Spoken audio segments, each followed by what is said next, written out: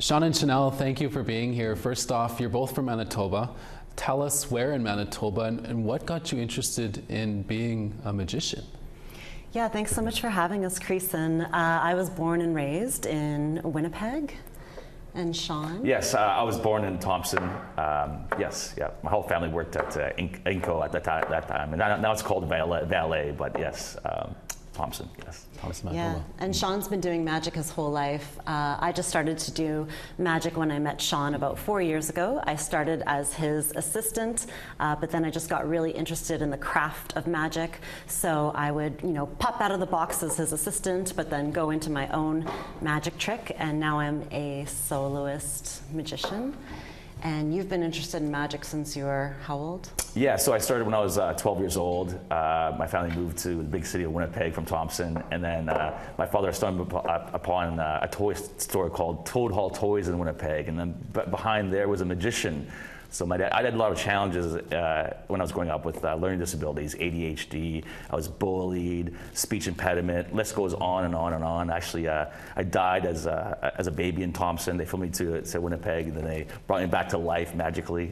Wow. So we do a lot of remote communities with a motivational magic show that we do together up north and all over NWT and you name it. So so that's where I got my start. Toad Hall Toys. My dad stumbled upon a trick. I had all these disabilities, and my dad's like, I need someone for my son that could actually turn a little switch in his head so he could believe in himself and give him the confidence. And after I did the magic in school, man, I was the talk of the town. Yeah. The teachers loved me and so forth. So. No, the rest is history. that's great to hear. And Chanelle, you said you were Métis and love to share your culture. How important is that to you to share who you are with the audience? Yeah, I'm very passionate about it. My mom, who's Métis Cree, always raised me in the culture and always taught me to be proud of who I am. And working with Indigenous youth in Indigenous communities, it's one of my passions, my true passions in life. I love my people. And as a magician, only 8% of magicians are female, and even less are Indigenous. So when Sean and I go into communities and bring our Las Vegas illusion show into these communities, more often than not, it's the first time these kids have ever seen a magic show, but then we also teach them magic camp, and we teach them how to do magic tricks of their own. So I think you're going to see a lot of upcoming Indigenous magicians in the near future. That's exciting. I'm hoping that happens. Both of you, like you said, Sean, help showcase Indigenous talent and bring shows to our northern Indigenous communities.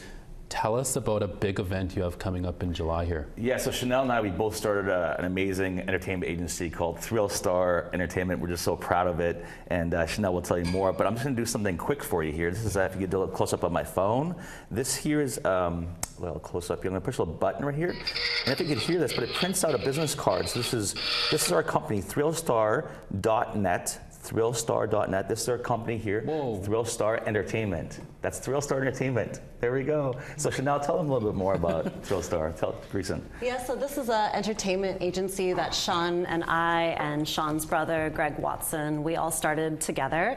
And it started as a small boutique agency featuring variety acts and musicians. And suddenly it has exploded, and now we are booking A-list talent, A-list headliners. But not only that, we're booking them in remote northern Indigenous communities. So we have an amazing event coming up in St. Teresa Point First Nation. We're bringing Johnny Reed and Mariana's Trench up to the community. Johnny Reed is July 3rd, Mariana's Trench is July 4th. And it's the first time that a show of this size and this scale is happening in a remote community. And it's been a really interesting thing to coordinate, sort of like two different worlds coming together. For example, these musicians, they're used to a certain way of production and a certain stage and this and that. But St. Teresa Point, you can only get there by plane, right? So all these logistics of how do we fly in the stage. It's an island too. It's an island, like how do you fly in the barricade? It's been very challenging, but our team, and we've got a great team with Thrill Star, and we actually partnered up with F7 Entertainment, Romeo out of Nashville, F7 out of Toronto. So we got a great team with Real Star. Yeah, and then not only that, but then our client, Ivan Flett in St. Teresa Point, who's helped making this happen, he just said, guys, we don't need to bring any outside sources. We have all the lumber, we have all the wood, we have our Red Seal carpenters, we have engineers living right here in the community. They're gonna build the stage to size, to specs, the barricades. So it's an amazing example of sovereignty and self-determination. Now it's snowballing too, and we're looking at bringing in Nickelback to another community. We can't broadcast that right now. We're just looking into it, but yeah, it's going really, really well. Grayson, so happy for you guys. Looking forward to it, and such a great opportunity for the Northern Indigenous communities to experience that and take part, because they're so isolated most times. Finally, really quickly, what is your words of wisdom for anyone who wants to become a magician one day? Yeah, so obviously, I started out reading books when I was a kid. The Mark Wilson's Book of Magic. When I was going through with all these disabilities, I walked in the library and was like, I have to learn how to read. So I picked up this book called Mark Wilson's Book of Magic, and then kind of took me from there. And then I Toad Hall Toys, a magician at Toad Hall Toys. My dad brought home a magic trick, and then I joined a magic club called Society of Young Magicians. So search it up. Society of Young Magicians is unbelievable. Every major city in Canada and the U.S. has a magic club, the Society of Young Magicians. Then when you get a little bit older, it's the International Brotherhood of Magicians. So recommendation is join SYM, Society of Young Magicians, and then you'll join the club and become an amazing magician. And then when you turn a little bit older, then you'll join the IBM. So. Yeah. Right on. And then more so than that, just simply to believe in yourself, get out of your own way. As an artist, I've struggled a lot with my own self-criticism, my own negative self-talk, telling like I'm not good enough, telling myself all these negative things, and they're all not true. Like it sounds cliche, but you really do have to believe in yourself, chase your dreams, and just go for it, because you can have anything you want, you can do anything you want in this world.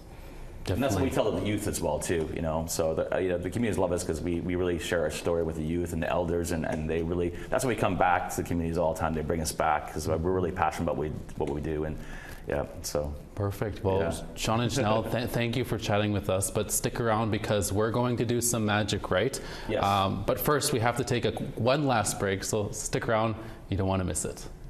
Thanks, Grayson. Thank you.